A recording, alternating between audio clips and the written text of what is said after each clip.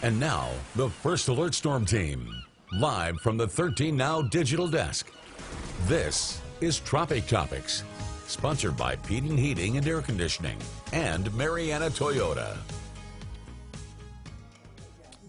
Our second Tropic Topics of the week. I'm Chief Meteorologist Ross Whitley, and we are talking about, yeah, you guessed it, the tropics, and we have plenty of activity to talk about, especially early on in the Atlantic season. Now, June is usually a pretty hostile environment for the Atlantic basin because we have a lot of dry air, we have very strong trade winds, and yes, we get a lot of shear thanks to that trade wind as well. I've come into a favorable setup for the Atlantic, which is why we've had such an uptick in activity. Thankfully, looks like we're going to see that activity fade as we go through the coming weeks. But out there right now, it is quite active, so we're going to jump right into it. If you have any questions, concerns, comments, anything like that, make sure if you're watching on Facebook, either on my page or any of the other pages, just put it in the comment section. We've got them pulled up here. We will look at the questions, and I will do my best to answer them.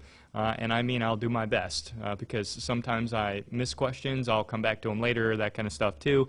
Sometimes I answer the questions even after you've already asked it without knowing that I've answered the question. But we'll move on because I'm famous for getting on a tangent by myself, just talking to myself, as you note that I am alone, all very alone today. No, I'm just kidding. Let's jump right into it. The tropics out there, we still have PTC-2, which is potential tropical cyclone 2. I hate that designation. I think it is a very misleading, but the reason they do it is because they want to warn land of basically what is going to be a tropical storm, regardless of whether there's a low-level center or not. And they did this off to the east of the Windward and Leeward Islands and the ABC Islands on the north side of Venezuela to give them a warning that they were basically going to be impacted by a tropical storm that wasn't a tropical storm yet.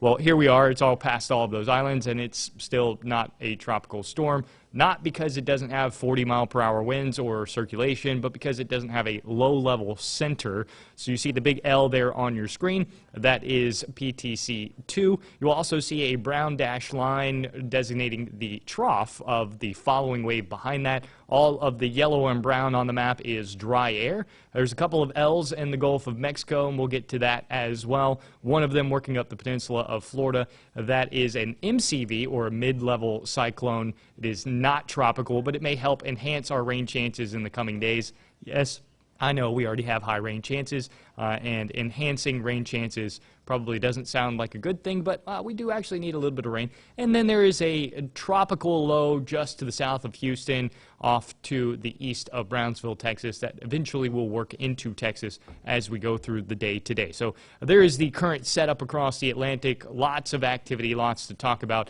What is notably missing is the amount of dry air. Typically, we see a lot of Saharan dust this time of year, and we usually see very fast and strong trade winds.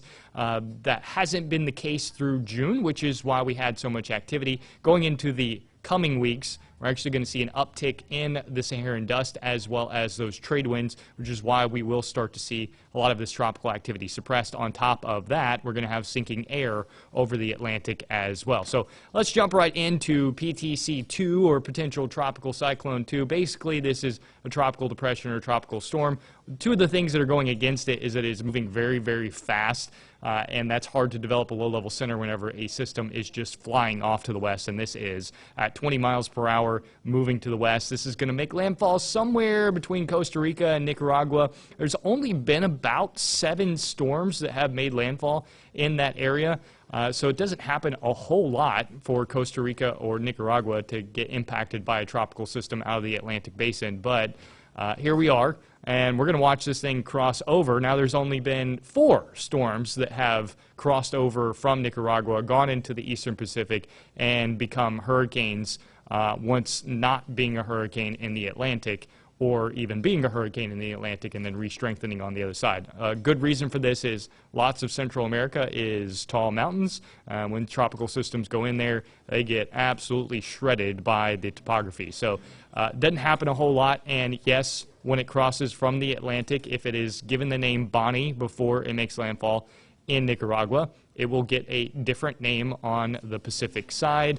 it'll be renamed because it is a new basin and they have an entirely different list. So it would be Bonnie in the Atlantic, and I have no idea. I meant to look it up, what the Pacific name is, what they are on. I think they are on the C. No, they just had Cilia, so they must be on the D name of the systems, of the name systems. But anyways, if somebody knows that, they can put it in the comment section, and they can tell me what name is next for the Pacific. We'll move on. As we're looking here, you'll note that this is not a threat to Florida or the U.S. at all. It's going to scatter its way through the eastern Pacific and out into the Pacific. And an update today from what we've had as of late is the following wave. Now, the following wave did have a 30% chance of developing over the following 5 days. It has now just been dropped to a 10% chance over the next 48 hours and the next 5 days. So this one does not look like it is going to develop. It has a very narrow window there in the yellow circle where it may try to develop some tropical characteristics. And I've mentioned this a lot on air and on my social media the last few days, that if this thing holds on to some kind of spin, whether it's mid-level or even at the surface, and can manage its way into the Gulf of Mexico, say the 7th, 8th, and 9th, then we might see some kind of low try to develop on it in the Gulf of Mexico. Now, it's still going to be moving quickly there. It's still going to be plenty of dry air and shear. We're still going to have troughing across the east. So I don't think we're going to be talking about a full-fledged tropical system, but maybe something that can enhance rainfall yet again down the road toward the 7th, 8th, and 9th of July if this thing holds together by the time it does reach that. So there's a lot of ifs involved in that. So I would say that the very low chance that we have to deal with this at all, if ever. And maybe the most interesting thing out there at the current moment, aside from PTC, is this spin. You'll note lots of tropical rain bands going into Houston and Galveston toward Lake Charles, but the spin associated with it is actually just off to the east of Corpus Christi there to the south of Victoria, Texas, in that dry area, which is why this has not been giving a tropical designation. It is not a tropical depression. It's just a tropical low that could develop into a tropical depression before making landfall. Should make landfall sometime around 8, 9 o'clock tonight. So it doesn't have a whole lot of time to develop the convection around the center. I'm going to go ahead and say I doubt it that this develops or gets a tropical depression designation. Even if it did, it wouldn't change the forecast at all for Texas, which is just heavy rainfall on the eastern side on where all those convective bands are going in. This is playing an impact in our forecast here in the Panhandle because a lot of this moisture associated with the stationary boundary and this tropical low is feeding against that stationary boundary and into our area. So National Hurricane Center giving it a 40% chance of developing by this evening. You'll see right there just after midnight Central Time that it will be on shore. So after that, no chance of getting a name or being designated as a depression, but plenty of rain on the eastern side, and you see that even spreading over toward our area as well. While not directly related, it is tropical moisture that's feeding in. That, along with the MCV that is working up the peninsula, is what's bringing us the rain. So for many, you may be wondering, well, what does beach and boating look like since we've got that tropical system? Well, all is good because here the winds are relatively light. It's out of the east-southeast at about 10 miles an hour. We've got east-southeast and southeast winds out over the Gulf of Mexico. Biggest issue the last couple of days has just been little meso-lows that have developed on that stationary boundary, just bringing lots and lots of rain offshore.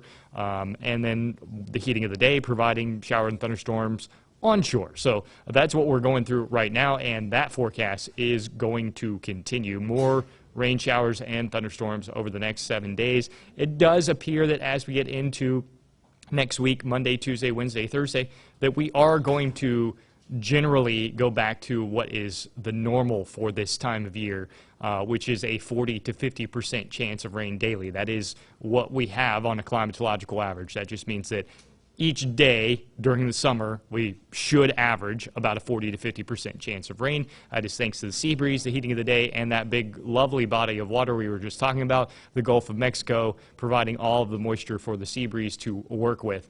So over the next couple of days, that MCV is going to enhance those rain chances, which is why you do see that 60 to 70% chance of rain both Friday and Saturday. But by the 4th of July, there's a decent chance that you may be dry and scattered pop-up activity might be a little more traditional by the time we get to Monday and Tuesday, with the sea breeze pushing things inland by the afternoon and evening.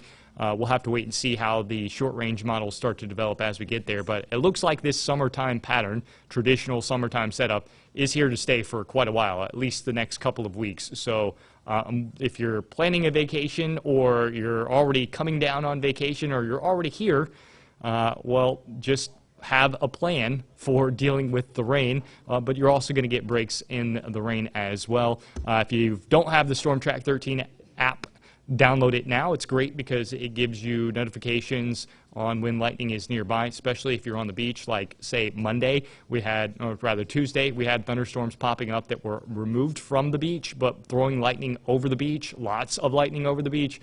That's not a good time to be on the beach. Just a common myth is that, it's got to rain to be struck by lightning. It doesn't. If lightning is within 5 to 8 miles of your location, you can be struck by lightning, which is why we say when thunder roars, go indoors, get inside, because that's the safest place to be when lightning is about. Even if lightning is not striking your immediate location, if it's nearby, you're close enough to be struck by lightning. So, so far, I think this is wood in front of me. I'm going to knock on it. But so far, the 4+ years I've been here, we haven't had a lightning fatality. So let's keep that trend going. All right? So download the Storm Track 13 app and assure yourself that you are not going to be a statistic, that you're going to stay above the weather, because thunderstorms are rather common during the summer. Okay, that's it. Told you this was going to be quick. Or maybe I didn't, but it was quick. We're going to go through this, and I'm going to see if there's any questions that I missed. Spencer, you see anything? I see, what are the water temperatures in the Gulf looking like? That's a good one. Chris asked that on my social media.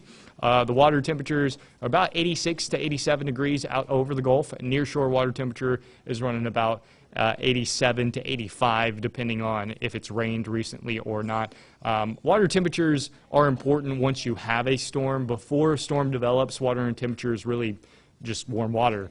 Doesn't mean a whole lot. So the reason we talk about water temperatures a lot, or hear water temperatures a lot in the nomenclature of the news, is just because it is ocean heat content. It is the ability for a storm to thrive in that warm water environment. The warmer the water, the higher potential there is for that storm. Now, other things have to be in place for that storm to actually strengthen and take advantage of that ocean heat content. So it doesn't always mean that we're going to be talking about warm waters producing strong tropical systems. Take example, the tropical system we have off to the east of Houston right now. It's been sitting over 87-degree water for 5 days and hasn't developed. So that's because shear has been playing a big role in it, and just really hasn't been able to get the necessary components to be able to take advantage of that warm water. So warm water isn't everything, but certainly something to keep an eye on. So good question there, Chris. What else? We got a lot of people saying, hey, appreciate you guys watching. And again, just want to reiterate that if you're coming down here on vacation with the showers and thunderstorms that are in the forecast, no need to cancel any plans. If you don't have a weather app you're already using, Storm Track 13 app is a great one to keep advantage of, or take advantage of the weather and know when those breaks are going to be there. There's a lot of handy tools on there. I'm not just pitching it because corporate wants me to pitch the app, because corporate does want me to pitch it, but it is a very useful app. We have made it extremely useful. It has Futurecast on it. You can track the models on it. You can also track tropical activity. Yesterday I used it to show earthquakes in South Carolina. Yes, you heard me correct. Earthquakes in South Carolina yesterday, and I showed that on the app. So those are all really, really cool things that the app does that a lot of apps don't do. Most just show you the GFS's rainfall chances, which is always going to be wrong, which is why you look at an app and you go, why is my weather app wrong? Or my weather app says this. Those are probably wrong. Getting a lot of comments about it's raining in Lynn Haven or raining around the area. Typical summertime pattern ongoing. Coastal areas actually saved at least for a good portion of the day, but thanks to those showers and storms that were offshore, had a lot of that activity develop inland. Now seeing stuff trying to work back closer to the coast, but at the moment not raining here at the station, although I have heard a couple rumbles of thunder. So anyways, I think we're going to do it unless you got some other questions. Spencer, you got anything? Okay, well, that's going to do it for this session or episode of Tropic Topics. Thanks for hanging in there with me and my own lonely thoughts. We'll be back again. Again, we're doing it a little different this year. We're trying to bring you more content by bringing you less of us and talking more when there is something actually ongoing, because that's when you guys are going to be interested, is when we actually have tropical activity to talk about, not when we're just up here shooting the breeze between the three of us. So that's what we're trying to do, is we're trying to give you more episodes when there are things to talk about, and we're trying to stay away when there's not anything to talk about. So next week, if there's nothing going on, we won't be here. If there is something going on, then we'll probably split it again like we did this week, and we'll have Kristen do one and myself do one. We may even have Grace appear on one or two or both of them. Just have to wait and see. But if you're a fan of Tropic Topics and our explanations on all of this, just stay tuned and be aware of when we're going to do that. And you can always go to mypanhandle.com and check out the Tropic Topics. They're recorded and posted there as well. So great resources if you just missed on any of this as well. If you're just joining now, you can catch it right there. Thank you for watching Tropic Topics, sponsored by Peden Heating and Air Conditioning and Marietta Toyota. Be sure to download the StormTrack 13 app today to stay up to date with all of the latest weather information. For more local news, weather, sports, and more, visit mypanhandle.com.